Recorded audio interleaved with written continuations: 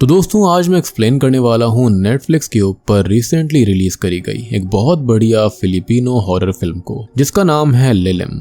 Movie काफी interesting है, आपको देखने में काफी मजा आएगा और एंडिंग भी काफी जबरदस्त है। और रिसेंटली मैंने एक्सप्लेन किया है एक तमिल सुपरनैचुरल थ्रिलर मूवी को जिसका नाम है मार्गन। इनकेस आपने मिस कर दिया है तो जाकर देख लीजिए, उसका लिंक आपको नीचे डिस्क्रिप्शन पिन कमेंट में मिल जाएगा। साथ ही साथ आप वेंसडे सीजन 2 और 1 को भी चेकआउट कर सकते हैं। तो चलिए अब बिना किसी देरी के चलते हैं सीधा वीडियो की तरफ। तो कहानी की शुरुआत होती है नॉर्दर्न लुजोन फिलीपींस 1983 में, जहां पर एक बिल्डिंग को देखते हैं जहां पर कुछ रिलीजियस या फिर कुछ क्रिप्टिक या कुछ क्रीपी सी फोटोज दिखाई जाती हैं। यहाँ की फोटोज और पोर्ट्रेट्स के अंदर दो पोर्ट्रेट्स खास थे, एक तो जिसके अंदर कोई डार्क गॉडेस बनी हुई थी और पोर्ट्रेट के अंदर एक आंख में होल हो रखा था। वहीं दूसरी के अंदर हम एक ऑर्फनेज की पोर्ट्रेट को देखते हैं जिसमें ढेर सारी वाइट नन्स बहुत सारे बच्चों को संभाल रही थी, पाल पोस रही थी और विंडो में तभी हम किसी की परछाई को भी देख पाते हैं। अब ये पूरी बिल्डिंग खाली होती है जहां पर एक कमरे के अंदर हम एक अजीब सी आवाज को सुनते हैं जो कि किसी जानवर जैसी लग रही थी, जैसे कि कोई जानवर गुर्राहट कर रहा हो या फिर ऐसी आवाज जैसे कि जानवर कुछ खाना खा रहा हो। बिल्कुल वैसी आवाज सुन पाते हैं और तभी अगले ही पल उस कमरे से किसी लड़की का आधा खाया हुआ हाथ बाहर आता है। अब हम किसी जगह पर एक बक्से को देखते हैं जिसके अंदर ढेर सारे कटे हुए हाथ रखे थे, जिसके साथ ही सीन यहीं पर शिफ्ट हो जाता है। अब हम देखते हैं ईसा और थॉमस नाम के दो भाई बहनों को जो कि अपने घर में डरे सहमे बैठे हुए थे। हम गौर करते हैं कि ईसा के हाथ जो होते हैं वो खून से लथपथ थे, क्योंकि इन दोनों भाई बहनों के सामने उनके ही पिता की लाश पड़ी हुई थी। तो असल में ईसा और थॉमस की माँ इस दुनिया के अंदर नहीं है और उनके पिता बहुत ही ज्यादा अब्यूजिव थे, जो कि उन दोनों को लगभग मार ही देते। तो सेल्फ डिफेंस में आकर ईसा ने अपने पिता को ही खत्म कर दिया और अब अपने भाई को वो संभाल रही है, जो कि ये कह रहा होता है कि उसने ऐसा क्यों किया। तो वो ये बता रही होती है कि उसकी कोई गलती नहीं है और उसे उन दोनों को बचाने के लिए ऐसा करना पड़ा। खैर अब वो सिंक के पास हाथ धोने आती है और उसने अपने भाई को संभाल लिया था, लेकिन उसका खुद का मन यहाँ पर काफी ज्यादा विचलित हो रखा था, जिसे वो संभालने की कोशिश करती है। लेकिन ये इतना आसान नहीं था, क्योंकि अब उसे अपने पिता का साया बार बार हर जगह दिखने लगता है। खैर अगले सीन में ये दोनों ही अपने घर से कार लेकर निकल जाते हैं और हम बीच में रेडियो पर खबर सुनते हैं जहां पर किसी यूनिवर्सिटी के अंदर रैली के दौरान अपोजिशन पार्टी के स्पीकर स्टेज पर किसी ने एक ग्रेनेड फेंक दिया था, जिससे कि 2 जानें चली गई हैं और लगभग 6 लोग घायल हैं। अब रास्ते में ईसा अपने भाई से कहती है कि वो लोग एक सेफ जगह पर जा रहे हैं जो कि जंगलों में है, क्योंकि उनकी माँ बचपन में उन्हें जंगलों की कहानी सुनाया करती थी, जहां पर जाने का वो खुद इमेजिन करा करती जब उनके पिता उनको अब्यूज किया करते थे। थॉमस यहाँ पर ये कहता है कि ईसा ने कहा था कि वो तो ग्रैंडमदर के पास जा रहे हैं, जिस पर वो ये कहती है कि वो वहां पर नहीं जा सकते। और अब वो तभी गुस्सा होने लगता है कि वो जानता है कि ईसा एक खूनी है और उसने जो कुछ भी किया वो गलत था और वो उसके साथ नहीं जाएगा, लेकिन वो उसे संभालने की कोशिश करने लगती है। और यहाँ पर आप बिल्कुल भी कंफ्यूज मत होना, क्योंकि ईसा ने जो कुछ भी किया वो अपने सेल्फ डिफेंस में किया था, लेकिन थॉमस यहाँ पर बच्चा है, काफी छोटा है और उसके अंदर अभी इतनी समझ नहीं है कि आखिर हुआ क्या। खैर वो अपनी जिद पर अड़ा रहता है कि वो उसके साथ नहीं जाएगा और गाड़ी से उतरकर वो जंगलों में भाग जाता है, जिसको वापस लाने के लिए ईसा उसका पीछा करने लगती है। अब वो बहुत देर तक उसको ढूंढती है, लेकिन थॉमस उसे कहीं नहीं मिलता। अब वो आगे जाकर तभी एक अजीब सी बॉल्ड लेडी को देखती है जो कि एक भारी से संदूक को घसीट कर कहीं ले जा रही थी और अचानक से वो गायब हो जाती है। ईसा का ध्यान उस पर ही था कि तभी उसे साइड से आवाज आती है और वहां पर उसे एक और अजीब सी दूसरी बॉल्ड लेडी दिखती है, जिसने कि उस पहले वाली बॉल्ड लेडी की तरह ही ब्लू ड्रेस पहनी हुई थी। अब वो लेडी जो होती है वो ईसा को देखते ही उसकी तरफ भाग कर आने लगती है, जिससे कि ईसा स्नैप आउट हो गई थी। और जब ईसा को होश आता है तो वो जंगलों के बीचों बीच एक रोशनी को देखती है जो कि पहले वहां पर नहीं थी, और उस रोशनी को फॉलो करने पर वो एक बिल्डिंग तक पहुंच जाती है जो कि असल में एक ऑर्फनेज है और हमने मूवी की शुरुआत में इसको ही देखा था। अब बाहर से देखने पर वो विंडो में किसी की झलक देखती है और अंदर जाती है तो उसे वही सब अजीब पोर्ट्रेट्स और खासकर उस डार्क गॉडेस की पोर्ट्रेट मिलती है। खैर अब उसे कोई बच्चा भागता हुआ दिखाई देता है, जिसे थॉमस समझकर वो उसके पीछे भागते हुए सीढ़ियों से होती हुई हॉलवे में आ गई थी। यहाँ पर उसे अजीब सी आवाजें सुनाई देती हैं जो कि धीरे धीरे बंद हो जाती हैं और अब एक बॉल्ड लड़का उसको मिलता है, जिससे वो एक पल को घबरा कर नीचे भाग गई थी। नीचे उसे सारी नन्स मिलती हैं जिनकी हेड नन थी सिस्टर मार्गा, और वो ईसा को शांत करके उसको बताती है कि ये हेल्पिंग हैंड्स नाम का एक ऑर्फनेज है और वो लड़का गैब्रियल है जो कि एक स्पेशल लड़का है और यहाँ पर छोटे मोटे कामों में हाथ बटाता है, तो ईसा उससे ना डरे। अब सिस्टर मार्गा ईसा से पूछती है कि वो इस वक्त यहाँ पर क्या कर रही है, तो वो ये बताती है कि वो तो अपने भाई थॉमस को ढूंढ रही थी जो कि जंगलों में कहीं पर खो गया था। सिस्टर मार्गा उसे थॉमस से मिलवाती है जो कि उन्हें यहीं पर घूमता हुआ मिला था और इस वक्त वो कहां पर जाता तो उन्होंने उसे यहाँ पर रुकने दिया। खैर थॉमस को देखकर ईसा को चैन की सांस आती है और वो ये कहती है कि उनके साथ में क्या हुआ है वो यहाँ पर किसी को भी ना बताए और सुबह होते ही वो यहाँ से निकल जाएंगे। अब एक सिस्टर ईसा को भी एक कमरा दिखाती है जहाँ पर वो आज रात रह सकती है और ईसा यहाँ पर किसी का सामान भी गौर करती है तो सिस्टर ये बताती है कि यहाँ पर पहले कोई लड़की रुकी हुई थी जिसको जल्दी में जाना पड़ा और वो सामान यहीं पर भूल गई। अब ईसा को ड्रॉर के अंदर एक किताब भी मिलती है लेकिन फिलहाल वो इस पर इतना ध्यान नहीं देती और कपड़े चेंज कर सोने चली जाती है।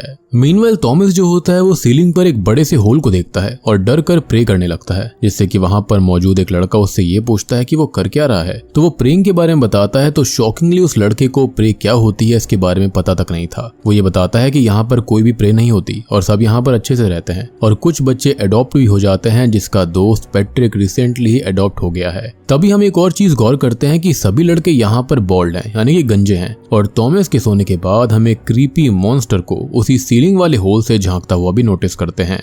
अब दूसरी ओर ईसा जो होती है वो सोने की कोशिश कर रही थी लेकिन उसे नींद नहीं आ रही होती और तभी बाहर वो सिस्टर की आवाज को सुनती है जो कि इस वक्त साफ सफाई करने निकली हुई थी और मदर के बारे में बात कर रही थी कि वो खाना खा चुकी हैं और पिछले कुछ रातें शांत रही लेकिन ये ज्यादा वक्त तक नहीं रहेगा, उन्हें जल्दी ही प्रिपरेशन स्टार्ट कर देनी चाहिए और यहाँ पर जो कुछ भी होता है उसके बारे में मदर ने ऑलरेडी लिखा हुआ है। अब अगले सीन में हम ईसा के घर पुलिस ऑफिसर्स को देखते हैं जो कि उनके पिता की बॉडी को एग्जामिनेशन के लिए भेजकर ईसा और थॉमस की सर्चिंग शुरू करवा देते हैं क्योंकि वो दोनों ही गायब थे। खैर अगले दिन ईसा और थॉमस लंच कर रहे होते हैं जहां पर ईसा सिस्टर मार्गा से थोड़ी बहुत बात करती है, जहां पर सिस्टर मार्गा उसको ये बताती है कि इस ऑर्फनेज को कोई भी चर्च फंड नहीं करता बल्कि ये छोटे मोटे डोनेशंस पर चलता रहता है। सभी लड़के यहाँ पर लंच कर रहे थे जिन्हें देख ईसा पूछती है कि यहाँ पर सभी लड़के ही क्यों हैं, कोई लड़की क्यों नहीं है, जिस पर कुछ सिस्टर्स का तो रिएक्शन काफी ज्यादा अजीब था, बहुत ही संकोच भरा था और सिस्टर मार्गा ये बताती है कि यहाँ का एनवायरनमेंट ज्यादा अच्छा नहीं है और यहाँ पर सिर्फ 8 ही सिस्टर्स हैं तो वो लड़कियों को सही एनवायरनमेंट में दूसरी जगह पर रखती हैं। अब खाना खाने के बाद ईसा प्लेट्स किचन में रखने जाती है जिसके साइड में उसे एक लड़का एक हैंड प्रोजेक्टर से खेलता हुआ मिलता है जिससे वो बात करती है और वो लड़का उसे प्रोजेक्टर खेलने के लिए दे देता है जिसके अंदर वो इमेज प्रोजेक्शंस को देखने लगी थी। तो एक के अंदर वो अपने ही मृत पिता को देखती है और घबरा जाती है लेकिन तब तक सिस्टर मार्गा उसको बुला लेती है तो वो उनसे बात करने निकल गई थी और उसने इस बात पर इतना ध्यान नहीं दिया था।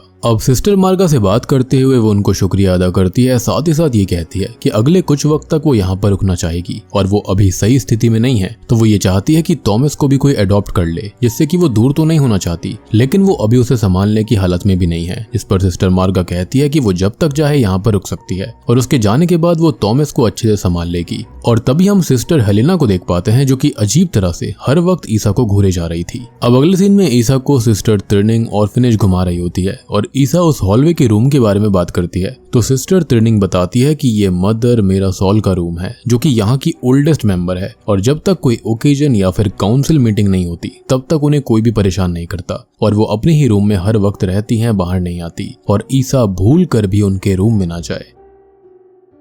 अब बाहर हम थॉमस को देखते हैं जिसे एक बुली लड़का प्रिंसिपे एक डेविल मास्क देकर ये कहता है कि आज वो मदर मेरा सॉल बनेगा, जिस पर वो पूछता है कि मदर कौन है तो सब बच्चे बताते हैं कि वो एक बीस्ट है जो कि रात में यहाँ वहाँ घूमती है और बच्चों को खाती है। अब वो लोग अपना गेम का गाना भी गाते हैं कि मदर मेरा सॉल आएगी, बच्चों को खाएगी, हड्डी थूक जाएगी। और अभी थॉमस को ये गेम काफी अटपटा लगता है तो वो उसको खेलने से इनकार कर देता है। तभी हम ईसा को देखते हैं जिसे सिस्टर मार्गा के रूम की सफाई का काम मिला था और यहाँ पर उसको एक गन मिलती है जिसे वो छूने की कोशिश करती है। तभी सिस्टर मार्गा उसको रोक देती है कि ये गन उनको यहाँ पर जंगली सुअरों से बचाने के लिए है जो कि रात में यहाँ पर आते हैं और अंधेरे में वो बाहर न जाए। खैर इसी बीच रेडियो पर ईसा नोटिस करती है कि उसकी और थॉमस की अनाउंसमेंट चल रही होती है और कोई उसे सुन ले इससे पहले ही वो रेडियो को ऑफ कर देती है। खैर अब तक काफी रात हो गई थी और सभी बच्चे नहाकर सोने चले जाते हैं लेकिन प्रिंसिपे थॉमस को परेशान कर रहा था जिस पर थॉमस को काफी गुस्सा आता है और वो ये कहता है कि ईसा उसे मारकर उसका प्राइवेट पार्ट काट डालेगी तो वो वहां से चला जाता है। खैर रात में थॉमस सोने जाता है जिसे ईसा समझाने आती है कि वो उनके साथ क्या हुआ किसी को भी भूल कर भी ना बताए। तो वो ये कहता है कि उसे यहाँ पर अच्छा नहीं लग रहा है और वो यहाँ से जाना चाहता है लेकिन ईसा ये कहती है कि ये जगह काफी अच्छी है और उन्हें जो कुछ चाहिए यहाँ पर मिल जाएगा तो उनका यहाँ पर ही रहना ज्यादा बेटर होगा। लेकिन थॉमस का मन यहाँ पर बिल्कुल भी नहीं लग रहा था जिसको वो समझाती है कि वो उस पर भरोसा रखे, वो सब कुछ फिक्स कर देगी।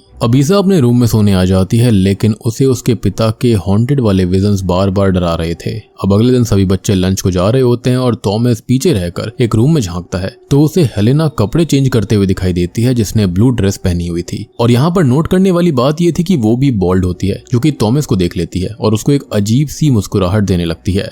और सबसे अजीब बात यह है कि ईसा ने ऐसी ही ब्लू ड्रेस वाली अजीब सी लेडीज को या फिर अजीब सी व्यक्तियों को जंगलों के अंदर देखा था। अब सिस्टर मार्गा जब थॉमस को ऐसा करता देखती है तो वो उसको अपने साथ ले जाकर उसके भी बाल काट डालती है। और जब ईसा इसके बारे में पूछती है तो वो ये बताती है कि जुओं से बचाने के लिए उन्होंने बाल काट दिए। खैर, अब ईसा काम करते करते स्टोर रूम तक आ गई थी, जिसे वहां पर कुछ अजीब सा आभास होता है, लेकिन ऊपर की एक आवाज से वो ऊपर जाती है तो त्रिनिंग ने उनका सीक्रेट स्टैचू तोड़ दिया था, जिसके बदले में उसे उस टूटे हुए स्टैचू के टुकड़ों पर चलते हुए हायर बीइंग को अपना पेन, सफरिंग और खून ऑफर करना था। और वो ऐसा करने लगती है जिसकी हालत खराब देखकर ईसा उसे रोकने जाती है, लेकिन वो सिस्टर ही उस पर चिल्ला देती है। और मार्गा भी कहती है कि ईसा उसे सफरिंग ऑफर करने दे और ये काफी जरूरी है। अब रात को जब ईसा स्टैचू के टुकड़े और वहां पर लगा हुआ त्रिनिंग का खून साफ कर रही होती है, तभी वहां पर हेलेना आ जाती है, जो कि बताती है कि ये स्टैचू उनकी मदर का है, जिनको वो लोग वर्शिप करते हैं। यानी कि ये लोग गॉड को नहीं पूछते थे और इसलिए यहाँ पर उस लड़के को ये लगा था कि प्रे क्या होती है। खैर, यहाँ पर वो बताती है कि ये एडम की फर्स्ट वाइफ थी। वुमेन के स्ट्रगल्स का ये सिंबल है, जिनको लोग अलग अलग नामों से जानते हैं, और ये मर्दों को दुख देने वाली है। वो आगे ये भी कहती है कि उसको अजीब लगता है कि लोग सेंट्स में कैसे यकीन करते हैं, उनकी कहानियों में, चमत्कारों में, और उन्हें तो ऐसे सेंट्स पर कोई यकीन नहीं है। उनका फेथ बस लिलिथ पर है और लिलिथ से ही जुड़ा हुआ है। ईसा खुद गॉड को मानती थी, जिसे हेलेना एक अजीब सी नजर से देखने लगती है। और ये नजर खाली ऐसी नहीं है कि फेथ वाला डिफरेंस हो, बल्कि ये नजर ऐसी थी कि तुम हमसे बहुत नीचे हो और हम बहुत ही ज्यादा ऊपर हैं। बेसिकली ये लिलिथ को ऊपर दिखाना चाहती थी। और वो अक्सर ईसा के पेंडेंट को भी नोटिस करती रहती है और उसे काफी अजीब सी फीलिंग आती है। जिसके बाद हम कुछ सिस्टर्स को ट्रेनिंग के पैर से स्टैचू पीसेस निकाल कर उसे स्टिच करता देख पाते हैं। और यहाँ पर ट्रेनिंग बहुत ही ज्यादा तड़प रही थी। वहीं अब ईसा अपने रूम के अंदर उस किताब को पढ़ रही होती है, जिसको शुरुआत में उसने इग्नोर कर दिया था, और इसके अंदर लिलिथ के बारे में लिखा हुआ था, और अब उसे एक अलग सा ही आभास होने लगता है। खैर, अब इन सब के चलते ईसा नहाने चली जाती है और वहीं थॉमस को प्रिंसिपल एक टास्क देता है कि अगर वो लॉन्ड्री से फीमेल अंडरगारमेंट लेकर आएगा तो फिर वो उसको कभी परेशान नहीं करेगा। और थॉमस भी उसकी बात मान लेता है, जिसको एक लड़का मना करने लगता है, लेकिन वो उसकी नहीं सुनता। मीनवाइल ईसा को कुछ आवाज सुनाई देती है और वो आवाज का पीछा करते हुए हॉलवे में उसी डार्क गॉडेस की पोर्ट्रेट के पास आ गई थी। और ये पोर्ट्रेट किसी और का नहीं बल्कि लिलिथ का ही था। यानी कि ये डार्क गॉडेस कोई और नहीं बल्कि लिलिथ ही है। और ये लोग इसी को पूछते हैं, विच एक्सप्लेन्स कि इनको प्रेइंग के बारे में या फिर गॉड के बारे में कुछ भी क्यों नहीं पता था। खैर, अब हमने पहली बार देखा था कि इस पोर्ट्रेट की एक आंख के अंदर एक होल भी था, जिसमें से कोई झांक रहा था, जिसे ईसा नोटिस कर लेती है। खैर, तभी उसे सिस्टर मार्गा दिखाई देती है, जो कि कहीं जा रही थी, जिनका वो पीछा करती है। और सिस्टर मार्गा मेन डोर पर आती है, जहां पर कोई एक बास्केट रखकर गया था, और उस बास्केट के अंदर कोई बच्चा भी था, जिसको लेकर वो अंदर आ जाती है। मीनवाइल थॉमस लॉन्ड्री में जाता है, जहां पर उसे एक बड़े बड़े क्लॉज वाला हाथ दिखता है, और तभी उसको एक भयानक सी शैडो भी दिखाई देती है। तभी एक सिस्टर जो होती है वो सिस्टर मार्गा को बताती है कि थॉमस तो गायब है। तो वो ये कहती है कि ये तो खतरनाक हो सकता है, और अगर मदर को उसकी सेंट मिल गई तो ठीक नहीं होगा। और तभी हेलेना थॉमस को चुपचाप लॉन्ड्री से निकाल कर ले जाती है, लेकिन ईसा सिस्टर मार्गा की बातें सुन चुकी थी। अगले सीन में सिस्टर मार्गा और हेलेना सभी बच्चों पर गुस्सा करती है कि आज उन्होंने जो किया उससे थॉमस के साथ बहुत गलत हो सकता था। और हेलेना प्रिंसिपल के बारे में मार्गा को हिंट देती है कि उसको क्या पनिशमेंट मिलनी चाहिए, लेकिन मार्गा कहती है कि अभी वो इसके लिए बहुत छोटा है। जिसके बाद ईसा थॉमस से पूछती है कि उसने रात में क्या देखा था, लेकिन वो ये कहता है कि उसे कुछ भी याद नहीं है और उसकी तबीयत भी कुछ ठीक सी नहीं लग रही थी। अब थोड़ी देर के बाद में ये दोनों लंच करने जाते हैं कि तभी रास्ते में ईसा एक रूम के अंदर उसी बच्चे को देखती है जो कि आखिरी रात यहाँ पर आया था, लेकिन जो सिस्टर्स होती हैं वो दरवाजे को ही क्लोज कर देती हैं। तभी लंच के बीच में सिस्टर मार्गा सबको बताती है कि अब प्रिंसिपल यहाँ से जाने वाला है, जो कि एडॉप्ट हो चुका है। इसके बाद वो थॉमस से अकेले में बात करती है और ये पूछती है कि उसने रात में क्या देखा था। तो वो बताता है कि उसने बड़ी बड़ी चमकदार आंखें और बड़े बड़े पंजे देखे थे। इस पर वो ये कहती है कि ये कोई नॉर्मल ऑर्फनेज है ही नहीं, बल्कि कुछ सीक्रेट्स होल्ड करता है। ये एक चमत्कारी साइट पर बना हुआ है, जो कि पहले एक एंजल का घर हुआ करता था। वो एंजल ऑफ लव थी, जो कि रात में जिसको थॉमस ने देखा वो मॉन्स्टर नहीं बल्कि एंजल थी, जो कि किसी को हर्ट नहीं करती। यानी कि यहाँ पर पूरी की पूरी बात ही घुमा दी गई। एंड आई बिलीव कि अगर वो एंजल ऑफ लव होती तो उसकी ऐसी आंखें और बड़े बड़े पंजे तो नहीं होते। खैर तभी हम ईसा को देखते हैं जो कि लिलिथ की पोर्ट्रेट देख रही होती है, जिसके पीछे एक सीक्रेट दरवाजा था। वो उसके अंदर चली जाती है, वो वहां से चुप कर बाहर देखने लगती है और तभी हेलेना और बाकी सिस्टर्स प्रिंसिपे को मदर के रूम में लेकर आती हैं। खैर अब हेलेना प्रिंसिपे से ये कहती है कि वो मदर को बाय बोल दे और बाहर से दरवाजा लॉक कर देती है। और जब प्रिंसिपे बेड तक आता है तो बेड के ऊपर कोई भी नहीं था, बल्कि बेड के नीचे से एक मॉन्स्टर आकर उसे अपने साथ खींच लेता है। यानी कि यहाँ पर जिनके बारे में कहा जाता है कि बच्चे अडॉप्ट हो जाते हैं, तो लड़के अडॉप्ट नहीं होते थे, बल्कि उनको कोई मॉन्स्टर खींच लिया करता था। अब रूम के बाहर सभी सिस्टर्स को चैंट कर रही थी और सिस्टर मार्गा गन के साथ तैयार थी। शायद अगर कुछ उल्टा हो तो इस गन से वो प्रोटेक्शन कर पाएगी। तभी ईसा को सब आवाज आ रही होती है, जिसे गैब्रियल बाहर ले जाता है और ये सीक्रेट रास्ता लॉन्ड्री से ही बाहर जाता था। यानी कि रास्ते का मिलना और क्लॉज वाली चीज, यानी कि वो मॉन्स्टर जो कुछ भी था वो आपस में जुड़ा हुआ है। और इस ऑर्फनेज के अंदर कुछ ना कुछ तो बहुत ही बड़ी गड़बड़ चल रही थी।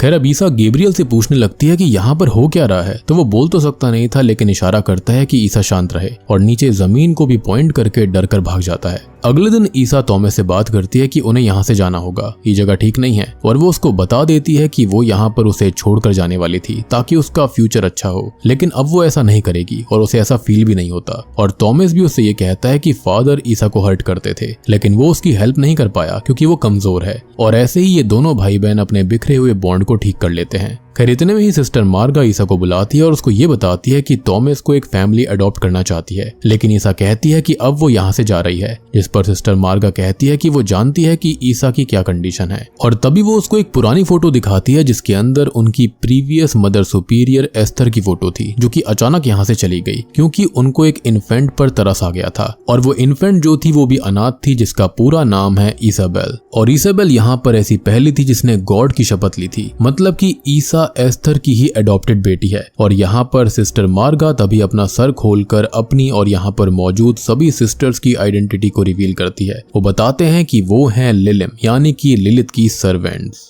और आपको याद होगा शुरुआत वाली पोर्ट्रेट्स के अंदर काफी सारी व्हाइट नन्स थी, तो वो कोई और नहीं बल्कि यही सब हैं जो कि असल में लिलिथ डीमनस की ही सर्वेंट्स हैं, जिनको लिलिम कहा जाता है। और इसलिए इस मूवी का नाम लिलिम रखा गया है। वो ये कहती है कि ईसा यहाँ से नहीं जा सकती, लेकिन ईसा उनके सर पर कोई चीज मारकर उनको बेहोश कर देती है और थॉमस को लेने के लिए निकल जाती है। अब वो सीक्रेट डोर से अंदर आकर सीक्रेट हॉलवे में छिप जाती है और वहां से होते हुए लिलिथ के रूम तक आ गई थी। अब यहाँ उसे बिस्तर पर एक बॉडी का ढांचा तो मिलता है, but now we all know कि यह लिलिथ नहीं है, क्योंकि वो अपने ह्यूमन फॉर्म में नहीं रहती। और बेड के ही पास प्रिंसिपे का कटा हुआ हाथ भी पड़ा हुआ था। और आपको याद होगा कि शुरुआत में हमने ऐसा ही एक सीन देखा था जहाँ पर कोई खतरनाक क्रीचर था जिसने कि बच्चे को खा लिया था और उसका हाथ फेंक दिया था। तो यहाँ पर वो कोई और नहीं बल्कि लिलिथ खुद थी, जो कि लड़कों को खाया करती थी। और आपको इन बच्चों की पोएम भी याद होगी कि मदर बाहर आती है और उनको खा जाती है और हड्डियां थूक देती है। तो यहाँ पर वो इसी के बारे में बात कर रहे थे। एंड आई बिलीव कि यहाँ पर जो मदर मीरासोल है वही लिलिथ है, या फिर ये कहे कि मीरासोल को उसने परस करके रखा हुआ था। एनीवेज अब विंडो से बाहर देखने पर ईसा को 2 पुलिस ऑफिसर दिखाई देते हैं, जो कि उसकी और थॉमस की सर्चिंग करते हुए यहाँ तक आए थे। ऑब्वियस सी बात है, उन्होंने अपनी कार यहाँ पर डिच कर दी थी, तो इसलिए यहाँ पर आ गए। लेकिन वो विंडो से उन्हें दिखे उससे पहले ही सिस्टर त्रिनिंग उसे अपने साथ खींच कर ले जाती है। मीनवाइल वो ऑफिसर्स अंदर चेक करते हैं तो उनको थॉमस मिल जाता है, लेकिन हेलेना ने झूठ बोला था कि ईसा और थॉमस यहाँ पर नहीं आए। और अब तक त्रिनिंग एक ऑफिसर को शूट करके खत्म कर देती है, लेकिन दूसरा ऑफिसर उसे शूट कर देता है और अब हेलेना उस ऑफिसर पर हमला करके उसको बेहोश कर देती है। अब अगले सीन में हम उस ऑफिसर और ईसा को बंधा हुआ पाते हैं। वहीं सभी सिस्टर्स, या फिर ये कहा जाए कि जो लिलिम्स हैं, वो अपनी माँ लिलिथ की भूख मिटाने के लिए ऑफरिंग तैयार कर रही थी और इसी ऑफरिंग के बारे में बीच में बात भी हुई थी। खैर ये लोग उस ऑफिसर को यहाँ से ले जाती हैं और ईसा के पास हेलेना आती है, जो कि ये कहती है कि पहले उसे डर लगता था क्योंकि सब ये कहते थे कि जो लिलिथ को पूजेगा वो हेल फायर से ब्लाइंड हो जाएगा, लेकिन फिर जब उसने लिलिथ को एक्सेप्ट किया तब से उसका डर खत्म हो चुका है और हेल फायर उसकी ताकत बन चुकी है। लेकिन ईसा के बारे में सब गलत थे कि वो लिलिम बनेगी, क्योंकि वो उस काबिल है ही नहीं। और जाते जाते वो ये भी बता देती है कि आज की ऑफरिंग असल में थॉमस की ही होने वाली है। और यहाँ पर जिनको कहा जाता है ना कि बच्चे अडॉप्ट हो रहे हैं, वो बच्चे अडॉप्ट नहीं होते, बल्कि यहाँ पर उनकी ऑफरिंग लिलिथ को चढ़ाई जाती है। और जैसा कि शुरुआत में कहा भी गया था कि वो मर्दों से नफरत करती थी, जिसके चलते ऐसा हुआ। अब वो थॉमस को लिलिथ के रूम में लेकर जाती है जहाँ पर सभी लिलिम अपनी माँ लिलिथ के रिटर्न के लिए चैंटिंग कर रही थी और थॉमस को वो हेल होल में फेंकने वाली थी, लेकिन ऑफिसर खुद के साथ हेलिना को उसमें धक्का दे देता है। वहीं दूसरी लिलिम्स यानी कि जो सिस्टर्स होती हैं वो थॉमस को भी उसी होल में धक्का देती हैं ताकि ऑफरिंग कंप्लीट हो पाए।